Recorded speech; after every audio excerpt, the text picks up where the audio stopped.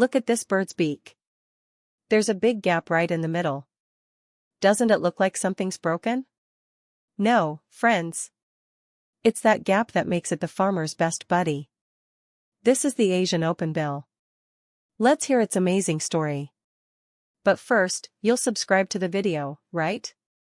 It's about the height of a person's waist, roughly 1 meter tall.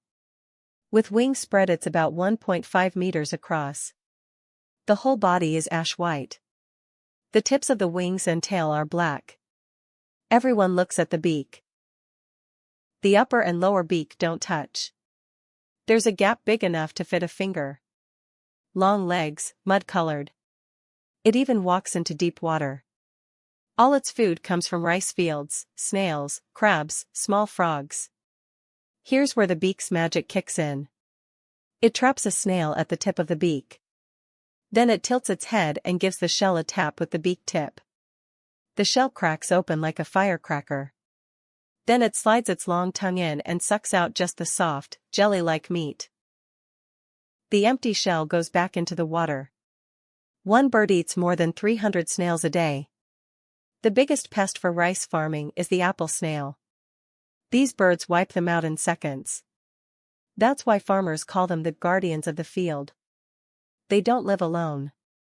Always in groups. You'll see 50 to 100 nests on the same tree. They arrive here around June when the monsoon starts.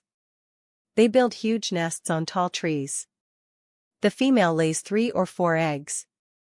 Male and female take turns incubating. The chicks hatch in 25 days. It takes about 50 days for them to grow feathers and learn to fly. During that time the parents get no sleep. They're flying all over the fields looking for food and feeding it to the chicks mouth to mouth. Seeing that fills your heart. They don't stay in one place. In summer they move to another country. Why only there? Because those places have huge rice fields, tons of snails, and tall trees for nesting.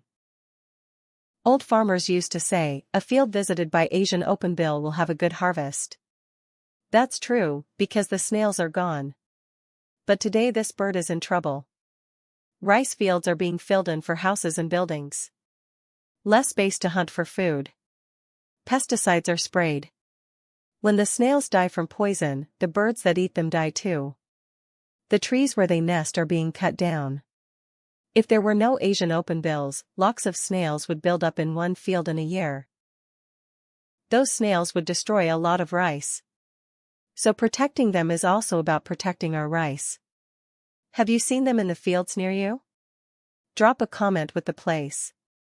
If you liked this info, subscribe. Send it to others. Next time I'll be back with the story of another bird from our land. Thanks for listening.